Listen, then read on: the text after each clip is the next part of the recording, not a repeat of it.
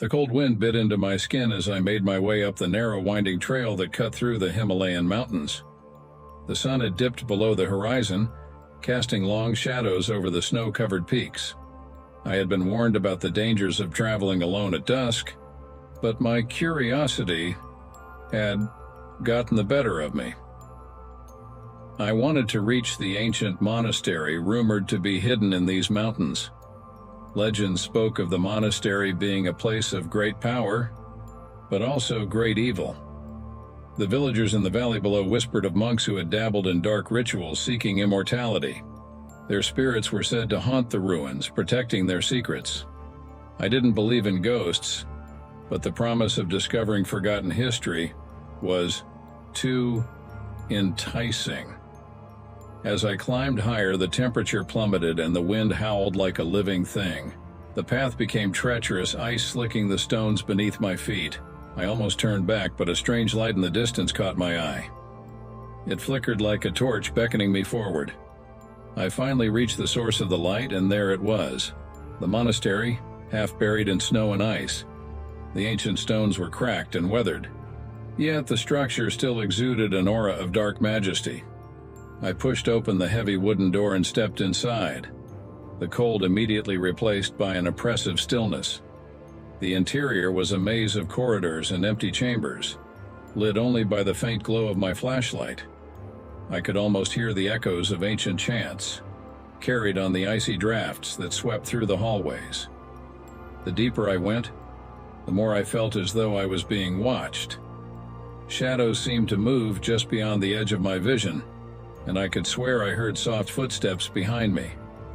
I reached a large, central chamber adorned with faded murals depicting scenes of ritual and sacrifice. In the center of the room stood a massive stone altar, covered in strange, dark stains. A sudden chill ran down my spine as I approached it. The air grew thick and my breath came out in frosty puffs. I was about to turn back when a whisper echoed through the chamber, calling my name. I froze, my heart pounding in my chest. The whisper came again, louder this time. I swung my flashlight around, but the beam only revealed empty shadows.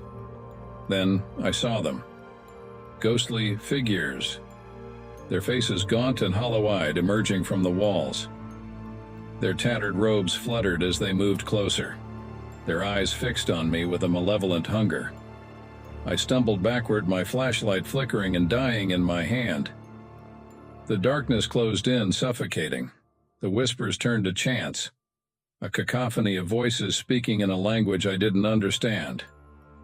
The figures circled me, their eyes glowing with an unholy light. I felt a cold hand grasp my shoulder and a voice whispered in my ear, "You should not have come." Panic surged through me and I broke free, running blindly through the dark corridors. The chanting grew louder, almost deafening as I fled. I could feel the icy breath of the spirits on my neck, their cold fingers brushing against my skin. I burst through the monastery doors and into the frigid night. The wind howled around me, drowning out the whispers that still echoed in my ears. I didn't stop running until I reached the village, my lungs burning from the cold air. I never spoke of what I saw in the monastery, but the memory haunts me still. The Himalayan mountains are beautiful, but they are also home to dark and ancient secrets that are better left undisturbed.